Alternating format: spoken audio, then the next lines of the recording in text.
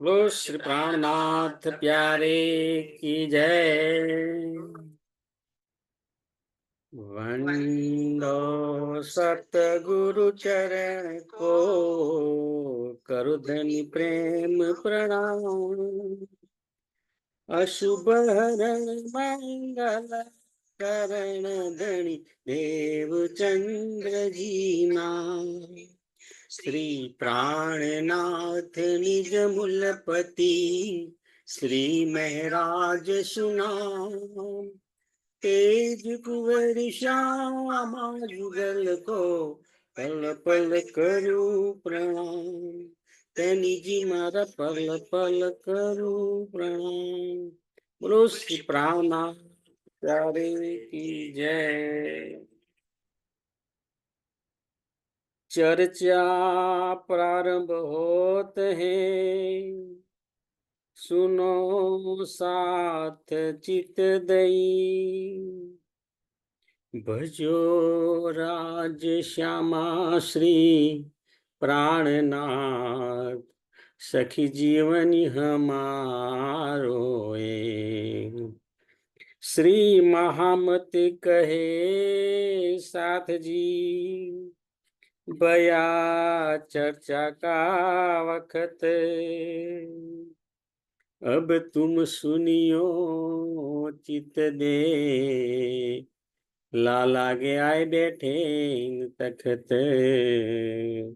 लाला के आए बैठे तखत।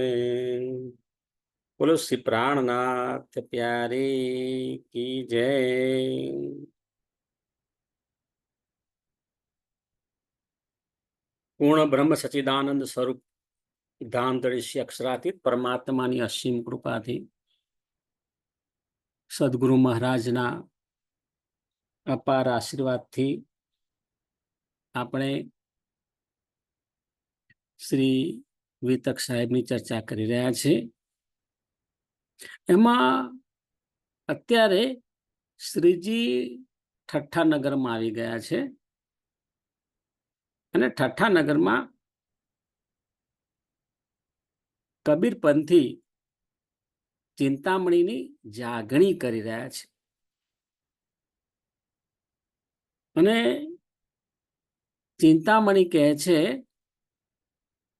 આધા ભક્ત કબીર હે, પૂરા ભક્ત કમાલ.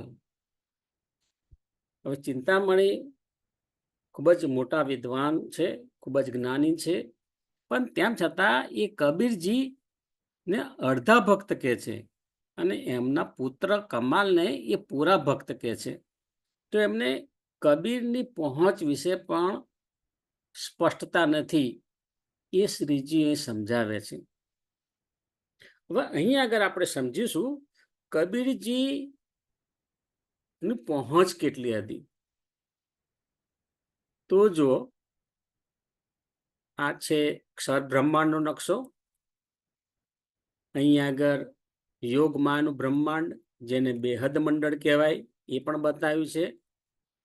અહીં મૂળ મિલાવા બતાવ્યું છે પરમધામ, અને અહીંયા આખું પરમધામના 25 પક્ષ બતાવ્યા છે. હવે એમાં જે પરમધામ જે છે, સ્વલીલા અદ્વૈત ધામ છે, એમાં બિલકુલ મધ્યમાં જુઓ રંગમહલ, એમાં શ્રી રાજજી, શ્રી શ્યામાજી અને પરમધામની બ્રહ્માંગનાઓ એ મૂળ મિલાવામાં બિરાજમાન છે અહીં આગળ. અને આ પ્રેમની આખી ભૂમિ છે. અને એમાં અહીં આગળ તમારા પૂર્વ દિશામાં આ જોઈ શકાય છે અક્ષરધામ છે, અને એમાં અક્ષર બ્રહ્મનું કુટસ્થ સ્વરૂપ છે, અખંડ સ્વરૂપ છે, અને એમની સાથે મહાલક્ષ્મીનું પણ અખંડ સ્વરૂપ છે. હવે અક્ષર બ્રહ્મ એટલે શું? રાજ્યનું સતનું અંગ છે, પરંતુ પરમધામની એમની કોઈ જ સત્તા નથી. એમની સત્તા ક્યાં છે? તો આ જેને યોગમાનું બ્રહ્માંડ કહેવાય, અથવા તો બીજા શબ્દોમાં કહીએ અક્ષર બ્રહ્મનું અંતસ્કરણ, જેને બેહદ મંડળ કહેવામાં આવે, તો એમનું અંતસ્કરણ મન, બુદ્ધિ, ચિત્ત ને અહમ અનુક્રમે અવ્યાકૃત બ્રહ્મ, સબલિક બ્રહ્મ, કેવલ બ્રહ્મ અને સત્સ્વરૂપ બ્રહ્મ, તે એમનું અંતઃકરણ બનેલું હોય. અને રાજીના હુકમથી આ અક્ષર બ્રહ્મ છે એ અવ્યાકૃત બ્રહ્મ દ્વારા, એટલે પોતાના મન દ્વારા અનંત અક્ષર બ્રહ્માંડનું નિર્માણ પણ કરે છે અને એનો લય કરે છે. એમાંનું એક અક્ષર બ્રહ્માંડ બતાવ્યું છે. એમાં અહીંયા આગળ મૃત્યુલોક છે અને આ મૃત્યુલોકની અંદર આપણે અહીંયા આગળ બેઠા છીએ. હવે વાત અહીંયા આગળ એ છે કે કબીરજીનું સ્થાન ક્યાં? તો કબીરજી છે ને, એને સ્વામી શ્રી પ્રાણનાથજી એમની જે યોગ, પોતાની યોગ બળથી એ બેહદ મંડળ સુધી પહોંચ્યા છે. એમાં પંચ વાસનાઓની અંદર એમનું પણ સ્થાન છે. અને અવ્યાકૃત બ્રહ્મનું જે મહાકારણ છે ને, મહાકાળના પણ 4 ભાગ. એમાં શુદ્ધ સ્થૂલ મહાકારણ જે છે જગ્યા, જ્યાં સુમંગલા શક્તિનું સ્થાન છે, ત્યાં પંચવાસનાની અંદર કબીરજીનું સ્થાન છે. જ્યારે કમાલ તો એ અહીંયા આગળ અનંત જીવો ઉત્પન્ન થાય અને લય થાય એવો એક જીવ માત્ર છે. એમની પહોંચ બહાર છે જ નહીં. જ્યારે કબીરજી તો નિરાકાર કે પાર કે આજ અક્ષર બ્રહ્માંડની ફરતે જે મહાશૂન્ય સમષ્ટિ આવેલી છે, એનાથી પરે જે યોગમાનું બ્રહ્માંડ છે, જેને બેહદ મંડળ કહેવામાં આવે, એમાં અવ્યાકૃત બ્રહ્મની અંદર એ સ્થાન પામેલ છે. તો એ કબીરજીને આપણે વાત કરી રહ્યા છીએ. જો અહીં પણ આ નકશાની અંદર બહુ સ્પષ્ટ બતાવ્યું છે કે જે અક્ષર બ્રહ્મનું અંતસ્કરણ, સત્સ્વરૂપ, કેવલ બ્રહ્મ, સબલિક બ્રહ્મ અને અવ્યાકૃત બ્રહ્મ. અને અવ્યાકૃત બ્રહ્મની અંદર કહી શકાય કે સ્થૂળ, સૂક્ષ્મ કારણ અને ઉપરનું આખું આ મહાકારણ. અને આ મહાકારણની અંદર, આ શુદ્ધ સ્થૂળ મહાકારણની અંદર આ પંચવાસનાઓ બતાવી છે. જો આ વિષ્ણુ ભગવાન, શંકર ભગવાન, શંકાદિક, સુખદેવ મુનિ, અને અહીંયા આગળ બતાવ્યા છે કબીરજી. તો કબીરજી ને અહીં સુધી અહીંયા આગળ સ્થાન આપ્યું છે. કેમ? તો કે એમની જે વાણી છે એ વાણી કહે છે કે એ બેહદ મંડળ સુધી પોતાના યોગ બળથી પહોંચેલા છે. અને એમની એવી સાખી સંભળાવશે ને ચિંતામણીને, એટલે ચિંતામણીને સંપૂર્ણ શ્રીજીનો વિશ્વાસ આવી જાય છે, સંપૂર્ણ સમર્પિત થઈ જાય છે. એમને ઓળખાણ થઈ જાય છે કે આ સામાન્ય મહાત્મા નથી, સાક્ષાત બ્રહ્મ પરમાત્માની શક્તિ એમની અંદર છે. હવે એ કઈ સાખી કહે છે? અને બીજી જે કમાલની બીજી એક વાત છે એ પણ આપણે સમજવાની છે. આ 2 વાત આજે સમજવાની છે. તો જો આધા ભક્ત કબીર હે, પૂરા ભક્ત કમાલ. ઓ કમાલ ની એક બીજી કહાની છે, બહુ રસપ્રદ છે. જો અહીંયા આગળ સમજવા જેવી છે કે તે જમાનામાં શેખ અકરદી નામનો એક ફકીર રહેતો હતો. અને તે વખતે સિકંદર લોદી એટલે હિન્દુ પ્રત્યે બહુ જ વેરભાવ રાખનારો એ સિકંદર લોદીનો જમાનો હતો. આ સિકંદર લોદી ખૂબ જ કટ્ટરતા ધરાવતો હતો. સુંદર સાતજી, અત્યારે તો કશું જ નથી જોવા. એ શું કરતો? રોજ સવારે કેટલાક હિન્દુઓને વીણી લાવે અને ગાજર મૂળાની જેમ કાપ્યા પછી જ એ ભોજન કરતો, તો જ એના પેટમાં ખોરાક જાય. એટલો કટ્ટર, બહુ જ અત્યાચાર કરતો. અને તે વખતે આ કબીર થયા એના સમયની અંદર. અને એણે શું કહ્યું? આ કબીરની નામના વધતી હતી, કારણ કે બહુ જ ઊંચી પહોંચ હતી આધ્યાત્મિક ક્ષેત્રની અંદર. એમના કરિશ્મા અને ચમત્કાર પણ બહુ હતા.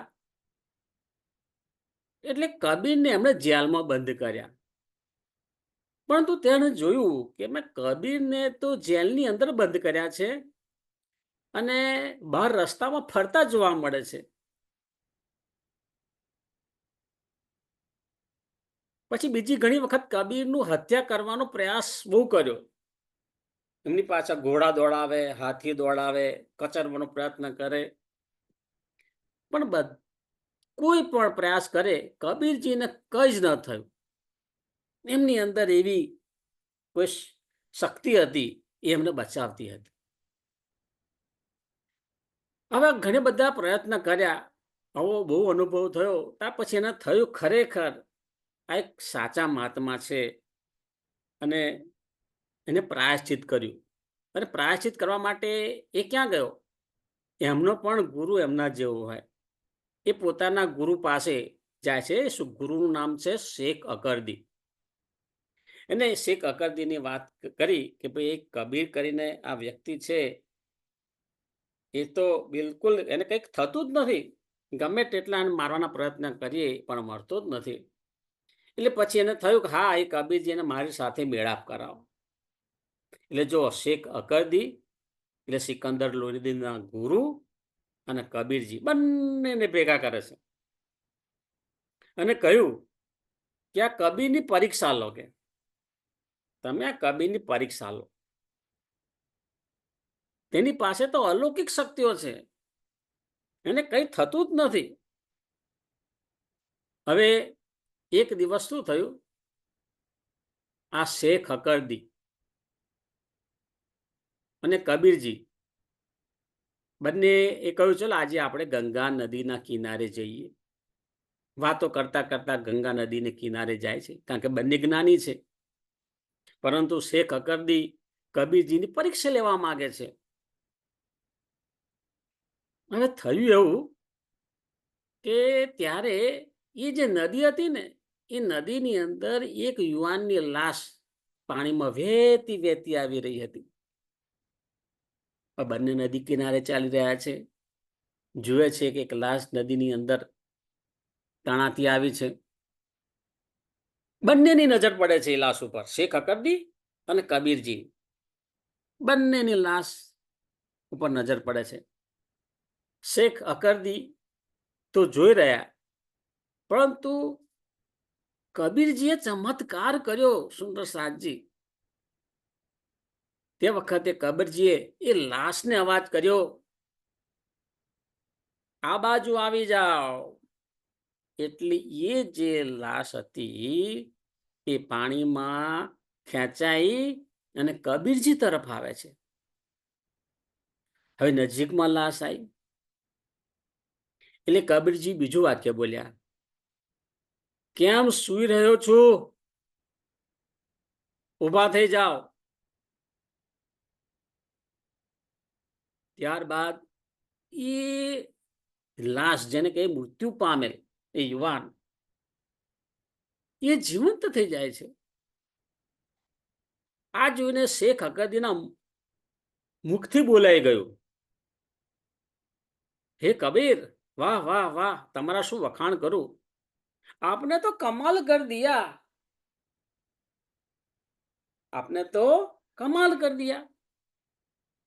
ત્યારે કબીરજી હસવા લાગ્યા અને હસતા હસતા કહ્યું કે હવે તમારા મુખથી જે નામ પડ્યું છે એ જ નામ અનુપાડીશું, કે આજથી આ જે વ્યક્તિ છે એનું નામ કમાલ રાખવામાં આવશે. જો આ કમાલ કઈ રીતે આવ્યા છે.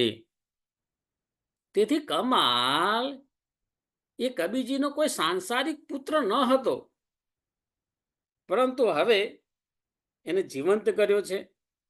એટલે કબીરજી પોતાને ઘેર લઈને આવે છે, અને પોતાના સાનિધ્યમાં પણ એને રોજ કઈ ને કઈ જ્ઞાન મળે છે અને જ્ઞાન ગ્રહણ કરે છે. પરંતુ કબીરજીની અંદર તો અક્ષર બ્રહ્મની વાસના છે. જો પંચવાસનાની આપણે વાત કરીએ ને, મેં સ્થાન બતાવીએ, અક્ષર બ્રહ્મ નું જે અંતસ્કરણ, એમાં અવ્યાકૃત બ્રહ્મ, અને અવ્યાકૃત બ્રહ્મની અંદર પણ શુદ્ધ સ્થૂલ મહાકારણની અંદર જે પંચવાસનાઓનું સ્થાન છે, એમાં આ કબીરજી નું સ્થાન છે. હવે એમની આજથી ઊંચી પહોંચને કોણ ઓળખી શકે? દુનિયાના લોકો તો એમને બહારથી જ જોતા કે ભાઈ આ તો કંઈક સાદું ગૃહસ્થ જીવન જીવતા કોઈ સંત છે. તેથી કોઈ લોકો એમને ઓળખી શક્યા નહીં, અને એટલે કહ્યું, આધા ભક્ત કબીર હે, પૂરા ભક્ત કમાલ. હવે જો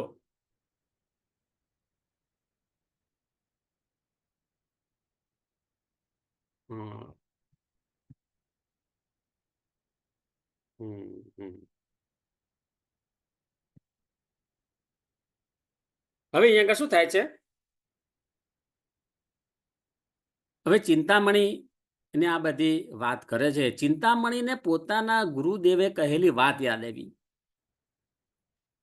એમના ગુરુદેવે કહ્યું હતું કે ચિંતામણી, કે 28મી ચોકડીના કળિયુગમાં પૂર્ણબ્રહ્મ પરમાત્મા આ જગતની અંદર અવતાર ધારણ કરશે, એમનું પ્રકટન થશે.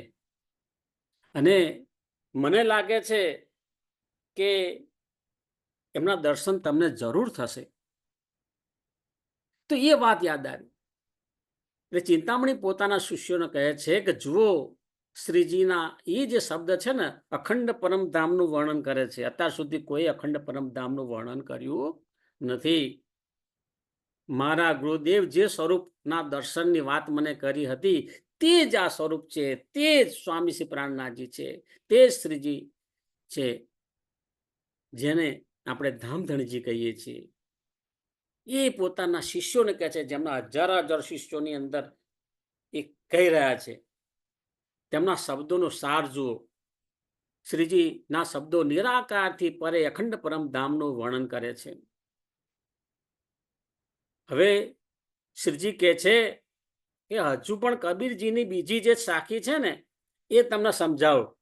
એ સાખી તો તમે અનેક વાર બોલ્યા હશો, પણ એનો તમને ભાવાર્થ પણ સમજાવો.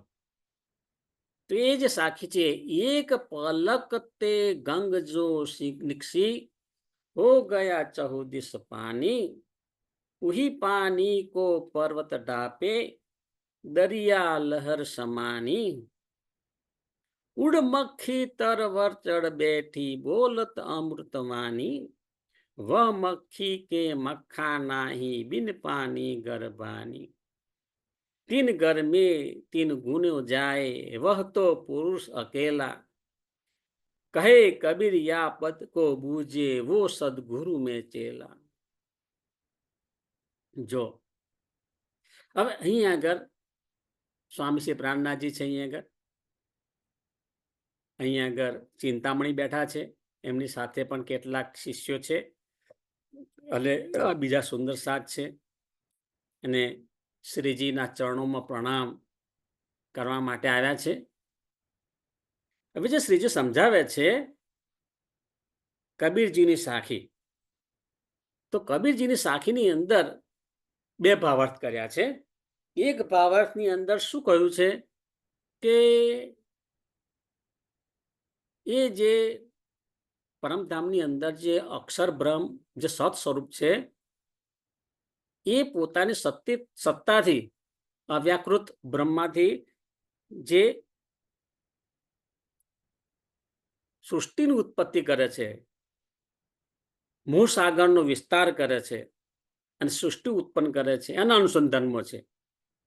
તો અહીંયા આગળ જુઓ, બંને અર્થ આપણે સમજીશું, અને બંને અર્થ સાર્થક છે. જો એ મોહસાગરની અંદર આપણે અર્થ કરીએ તો ભાવાર્થ એક, અને ભાવાર્થ બે જે છે ને, એ રાજીના દિલની અંદર જે મેહરસાગર રૂપી દરિયો ઉમટ્યો, તો એ ભાવાર્થ બે ની અંદર સમજાયું છે. તો આ જે ત્રણ ચોપાઈ છે, એ ત્રણ ચોપાઈની અંદર શું કહે છે, એક પલક તે ગંગસો નિક્ષી હો ગઈ ચૌદિસ પાની, ઉહી પાની દો પર્વત ઢાકે દરિયા લહર સમાની. એટલે શું કહે છે કે પૂર્ણબ્રહ્મ પરમાત્મા પોતે ચિદઘન સ્વરૂપ છે, બરાબર, સત ચિત આનંદ, પોતે ચિદઘન સ્વરૂપ છે, પરંતુ એમની બે પલક છે, અક્ષર બ્રહ્મ જે સતંગ છે, અને શ્યામાજી અંગ જે આનંદ અંગ છે. હવે એમનું જે સતઅંગ છે ને, એ સતઅંગથી મોહસાગરનો વિસ્તાર થયો અને ચારે તરફ ફેલાયો, અને તેનાથી આદિનારાયણ ઉત્પન્ન થયા, 14 લોકનું બ્રહ્માંડ ઉત્પન્ન થયું, આ સંસાર ઉત્પન્ન થયો, અને એની અંદર બે પર્વત એટલે સતઅંગ અને આનંદ અંગ ડૂબી ગયા. એટલે આ સંસારની અંદર પરમધામ ની શ્યામા મહારાણી અને બ્રહ્માંગનાઓ પણ માયાનો ખેલ જોવા માટે આવ્યા છે, અને સતંગ એટલે અક્ષર બ્રહ્મ પણ માયાનો ખેલ જોવા માટે આવ્યા છે.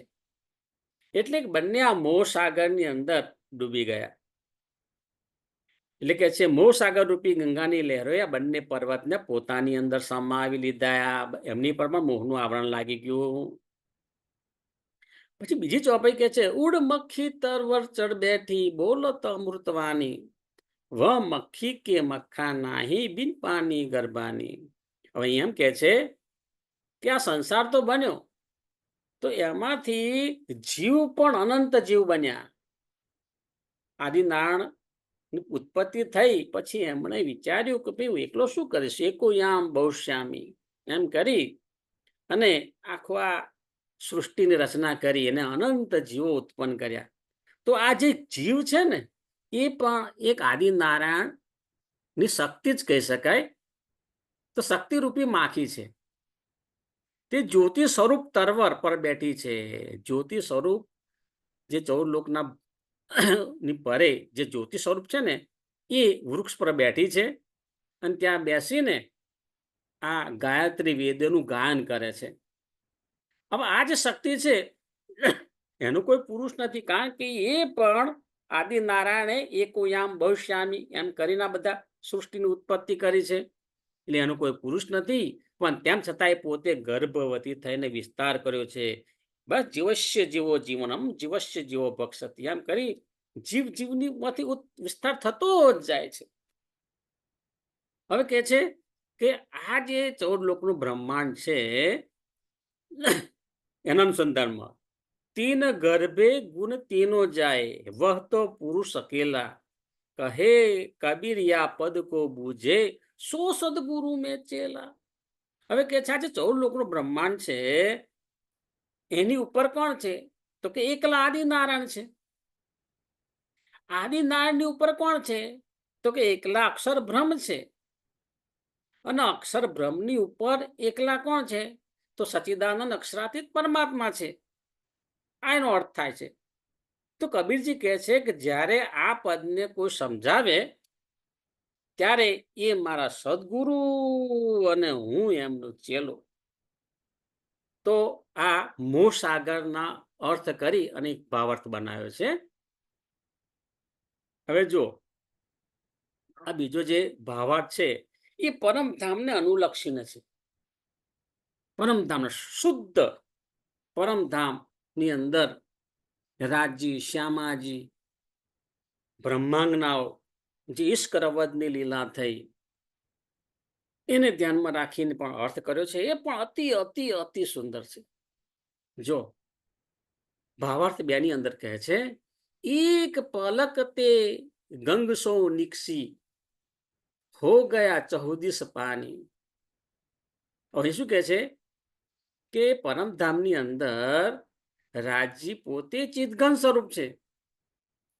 એ રાજીએ પોતાના દિલની અંદર ઈચ્છા કરી કે મારી પરમધામની અંદર જે લાડલી બ્રહ્માંગનાઓ છે એ રોજ પ્રેમની લીલા કરે છે, આનંદની લીલા કરે છે, પરંતુ એમને મારા સ્વરૂપની ઓળખાણ નથી, મારી સાહેબીની ઓળખાણ નથી, અને મારા પ્રેમની ઓળખ નથી. હું મારા સ્વરૂપની ઓળખાણ કરાવું એવી ઈચ્છા થઈ. હવે જો પરમધામની અંદર રાજી મહારાજના દિલની અંદર આટલી ઈચ્છા થઈ અને એ ઈચ્છા સમગ્ર પરમધામની અંદર ગંગાનું પાણી જેમ ફેલાય ને એમ 25 પક્ષની અંદર બધે ફેલાઈ ગયું.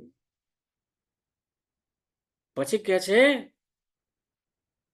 ઉહી પાણી દો પર્વત ઢાપે, દરિયા લહર સમાની. હવે જો પરમધામની અંદર જ આ રાજી મહારાજની ઈચ્છા રૂપી ગંગાનો પ્રવાહ આખા પરમધામની અંદર બધે ફેલાઈ ગયો, તો પરમધામની અંદર શું થયું, આ ઈચ્છા રૂપી ગંગાની અંદર 2 મોટા મોટા પર્વત ડૂબી ગયા. તો રાજીના 2 અંગ, સતઅંગ અને આનંદ અંગ.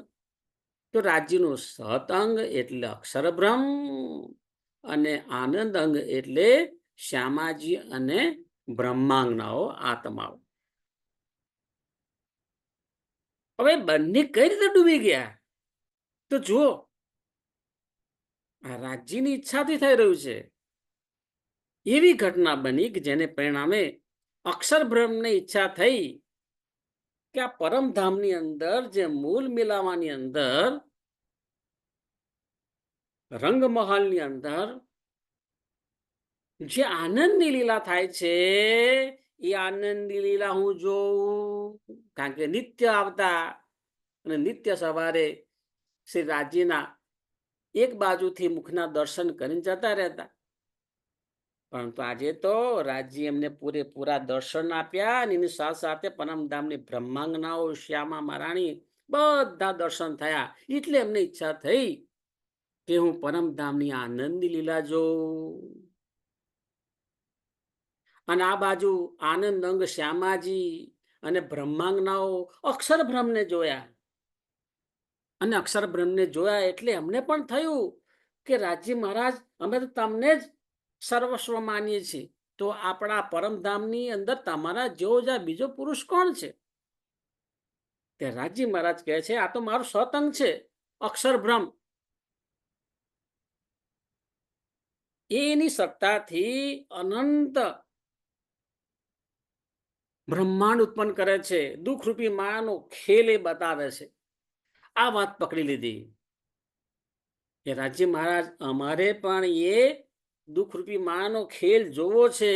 તો જો આ બાજુ બ્રહ્માંગનાઓની અંદર ઈચ્છા ઉત્પન્ન કરી અને આ બાજુ અક્ષર બ્રહ્મની અંદર પણ ઈચ્છા ઉત્પન્ન કરી. એટલે બંને પર્વત ઢંકાઈ ગયા. હવે જો દરિયા લહર સમાની, સુંદર સાજી, હવે દરિયો ક્યાં છે? અક્ષરાતીત પરમાત્મા શ્રી રાજજી મહારાજ નું દિલ છે ને, એ દિલ માંથી અનંત લહેરો ઉત્પન્ન થાય છે. મહેરની લહેર ઉત્પન્ન થાય છે. મહેર સાગરની લહેરો ઉત્પન્ન થાય છે.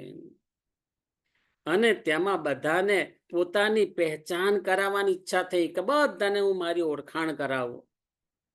શ્રી રાજ્ય મહારાજ પોતાના સ્વરૂપની ઓળખાણ કરવા માટે ઈચ્છે છે. એટલે વાણીમાં કહ્યું છે, પહેલે લઈ હકે દિલ મેં. શ્રી રાજ્ય મહારાજે પોતાના દિલમાં પહેલું લીધું છે, ત્યાંથી આ શરૂઆત થઈ છે. એ અનુસાર શ્રી રાજ્યની ઈચ્છા રૂપી ગંગા એમના દિલમાં પ્રગટ થઈ અને સમગ્ર પરમધામની અંદર ફેલાઈ જાય છે. જો સુંદર સાચી, અત્યાર સુધી આપણે જે અહીંયા આગળ વર્ણન કર્યું એ પરમધામનું જ વર્ણન આવ્યું છે. આ પરમધામની અંદર એમની ઈચ્છા રૂપી ગંગાનો પ્રવાહ બધે જ ફેલાઈ ગયો છે. હવે જો બીજી ચોપાઈની અંદર શું કહે છે? ઉડ મખી તરવર ચડ બેઠી, બોલત અમૃતવાણી. હવે અહીંયા આગળ સમજવાનું છે કે હવે જ્યારે આ આત્માઓ અને અક્ષર બ્રહ્મ આ જગતની અંદર સંસારમાં આવશે ત્યારે એમને જગાડવા માટે અહીંના જે શાસ્ત્રો છે એ શાસ્ત્રોની અંદર અગાઉથી સાક્ષીઓ આપેલી છે. એના અનુસંધાનમાં કહે છે કે હવે જ્યારે ખેલ બનશે ત્યારે પરમાત્માના આદેશ શક્તિથી બધું થશે. એટલે સંસાર રૂપી વૃક્ષમાં પરમધામની આત્માઓ આ ખેલમાં આવવાની છે. અક્ષર બ્રહ્મને પણ આવવાનું છે. અક્ષરાતીત પરમાત્મા પણ જગાવવા માટે આવવાના છે. તો જો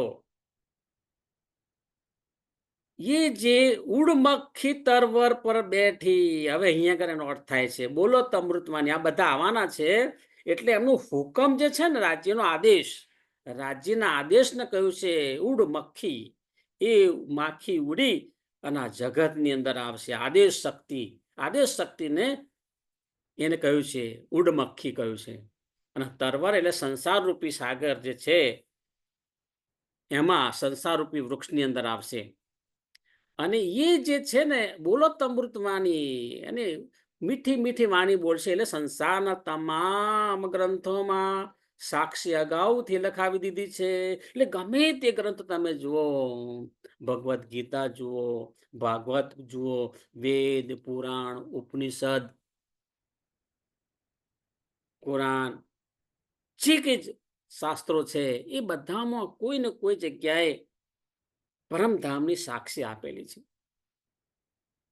એ સાક્ષીને કહે છે બોલો તમૃતવાની. એ રાજ્યની જે જોશની શક્તિ છે, એ આદેશની શક્તિ, એ અગાઉથી આવી અને બધા શાસ્ત્રોની અંદર એની સાક્ષી આપી દીધી છે. વહ મક્ખી કે મક્ખા નાહી બિન પાની ગર્ભાની. હવે એ પરમાત્માની આદેશ શક્તિ છે એટલે પોતે પરમાત્માનું સ્વરૂપ જ છે. બરાબર? એ માખીનો કોઈ માખો નથી કે જેને ઉત્પન્ન કરી શકે. આદેશ શક્તિ અને પરમાત્માનું સ્વરૂપ એક જ છે. એટલે પછી એ આદેશ શક્તિના પ્રિયતમ પરમાત્મા કોણ? ભાઈ એ પોતે જ પરમાત્માનું સ્વરૂપ છે આદેશ.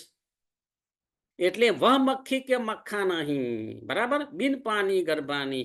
એ જે આદેશ શક્તિ છે એ આદેશ શક્તિ પરમાત્માના આદેશથી આ સૃષ્ટિ ના ગર્ભનું રચના થઈ, એનું સર્જન થયું. જો પરમધામની અંદર રાજ્યનો જે આદેશ છે એ આદેશ કોને મળ્યો? અક્ષર બ્રહ્મને મળ્યો. અને એ આદેશથી અક્ષર બ્રહ્મ પોતાની સત્તાથી પોતાના મન સ્વરૂપ અવ્યાકૃત બ્રહ્મથી અનંત અક્ષર બ્રહ્માંડની ઉત્પત્તિ કરે છે અને લય કરે છે. અને એમાં આ જે બ્રહ્માંડ છે જેમાં આપણે છીએ 28મી ચોકડીનો કળિયુગ અત્યારે આપણે છીએ, તો આ જે બ્રહ્માંડ છે એ રાજ્યના હુકમથી એનું સર્જન થયું છે. એટલે કહ્યું છે હમણાં આદેશી સૃષ્ટિના ગર્ભની રચના થઈ અને સૃષ્ટિનું સર્જન થયું. એમાં અત્યારે આપણે મૃત્યુ લોકમાં છીએ. તીન ગર્મે ગુણ તીનો જાય. હવે સર્જનની અંદર 3 ગુણ, સતોગુણ, રજોગુણ અને તમોગુણ વાળી પ્રકૃતિનું નિર્માણ થયું. બરાબર છે? આપણે કહીએ સત્વગુણમાંથી વિષ્ણુ ભગવાન, રજોગુણમાંથી શંકર ભગવાન અને તમો ગુણ અને રજોગુણમાંથી બ્રહ્માજી અને તમો ગુણમાંથી શંકર ભગવાન એ પણ ઉત્પન્ન થયા. ત્રિદેવ ઉત્પન્ન થયા અને ત્રિદેવથી પાછી આ આગળ સૃષ્ટિની ઉત્પત્તિ થઈ અને પોતાનું એક કાર્ય કરી રહ્યા છે. તો પ્રકૃતિનું નિર્માણ થયું. જો વહ તો પુરુષ અકેલા. છેલ્લે પાછું આ કહ્યું ભાઈ આ 14 લોકનું બ્રહ્માંડ બન્યું, અક્ષર બ્રહ્માંડ આખું બન્યું, આવા અનંત બન્યા છે ને બનતા રહેશે. પરંતુ છેલ્લે શું કહ્યું? વહ તો પુરુષ અકેલા. એટલે સચ્ચિદાનંદ સ્વરૂપ છે, અક્ષરાતીત પરમાત્મા છે. એ આ 14 લોકના બ્રહ્માંડથી અલગ છે. હા, એમનો હુકમ છે. આ હુકમ ખરો, એમની સત્તા ખરી, પણ આ જે અક્ષર બ્રહ્માંડ છે તો નાશવંત છે. તો એનાથી જે પરે યોગમાનું બ્રહ્માંડ ને યોગમાના બ્રહ્માંડથી પરે જે અખંડ પરમધામ છે, એ અખંડ પરમધામ જેનું ધામ છે એ સચ્ચિદાનંદ અક્ષરાતીત પરમાત્મા, જેને પુરુષોત્તમ કહેવામાં આવે છે, એના માટે કહ્યું છે વહ તો પુરુષ અકેલા. એ એક માત્ર જે પુરુષ છે એ સચ્ચિદાનંદ પરમાત્મા, એકો બ્રહ્મ દ્વિતીય ન અસ્તિ. એ બ્રહ્મની વાત કરી છે. એ પરમાત્મા સૃષ્ટિથી અલગ છે. કહે કબીર યા પદ કો બૂજે વો સદગુરુ મેં ચેલા. હવે છેલ્લે કબીરજી કહે છે આ કબીરજીની વાણી છે, એમની સાખી છે, પરંતુ એનો અર્થ પોતે પણ સમજાવતા નથી. એમની અંદર યોગમાન શક્તિથી આ સાખી બોલાઈ ગઈ, પરંતુ એનો અર્થ એ પોતે સમજાવી શકતા નથી. પરંતુ એમ કહે છે કે જ્યારે આ જગતની અંદર કોઈ સદગુરુ આવે અને આ ચોપાઈ જે છે આ સાખીનો અર્થ કે ત્યારે વો સદગુરુ મેં ચેલા, ત્યારે કબીરજી કહે છે કે આ રહસ્ય સમજાવી દે તો એમનો હું શિષ્ય હોઈશ અને મારા સદગુરુ હશે. સુંદર સાજી આ કબીરજીની વાણી છે. અને આ કબીરજીની વાણીને સ્વામી શ્રી પ્રાણનાથજી સમજાઈ રહ્યા છે. અને હવે પૂર્ણ વિશ્વાસ થઈ ગયો કોને? ચિંતામણી અને હજારો એમના સેવકોને, કે આપણે જે મારા ગુરુએ કહ્યું હતું કે ભાઈ જે સદગુરુ આવશે એ કોઈ સામાન્ય નહીં હોય, સચ્ચિદાનંદ પરમાત્મા પોતે જ હશે, તો આ જ છે એમ ઓળખાણ થાય છે. અને એમના ચરણોમાં સાષ્ટાંગ દંડવત પ્રણામ કરે છે અને પોતાના સેવકો જે છે એ બધાને કહે છે કે હવે પણ તમે આ જ આપણા સદગુરુ છે અને તમે બધા પણ એમની શરણે આવો. એ પૂર્ણ પરમાત્મા એ આપણને અખંડ જ્ઞાન આપ્યું છે. એ તારતમ વાણી આપણને મળી છે. એ આપણને જે વાણી મળી છે એની આપણે ચર્ચા કરી રહ્યા છે. અને એમાં આપણે ચેતવણી કરવાની છે. આપણે કેટલું ભાગ્ય છે સુંદર સાહેબજી. આ સંસારની મોહ માયાને છોડો યાર. સંસારને છોડો. બરાબર? બધું જ છોડો. અને આપણને જે શાશ્વત વસ્તુ મળી છે ને, એને સમજવાનું છે, એને પચાવવાનું છે, આપણી અંદર પ્રકાશ કરવાનો છે. બધી જ સંસારની બધી જ સમસ્યાઓ દૂર ના થઈ જાવ તો મને કહેજો. હું તમારા ચરણોમાં પ્રણામ કરીશ. સુંદર સાહેબજી, મને પૂરો વિશ્વાસ છે કે આજે વાણી છે, આ વિતક સાહેબ છે, એને જેટલું સમજાય ને એટલું સમજીએ આપણે.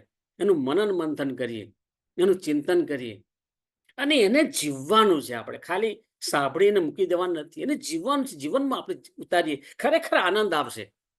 ખરેખર આનંદ આવશે. તમારી પાસે આમ લાગે મારી પાસે ઓહોહોહો! આ સંસારની કશું વસ્તુ મારે નહીં જોઈતી. મને તો અખંડ ધન ધની આપ્યું છે. બોલો શ્રી પ્રાણનાથ પ્યારે કી જય. સદગુરુ મહારાજ કી જય. પ્રણામ સુંદર સાજી. કૃષ્ણ કનૈયા લાલ કી જય. પ્રણામ સુંદર સાજી. સુંદર સાજીના ચરણોમાં મારા કોટાન કોટી પ્રણામ. પ્રણામજી. પ્રણામ પ્રણામ.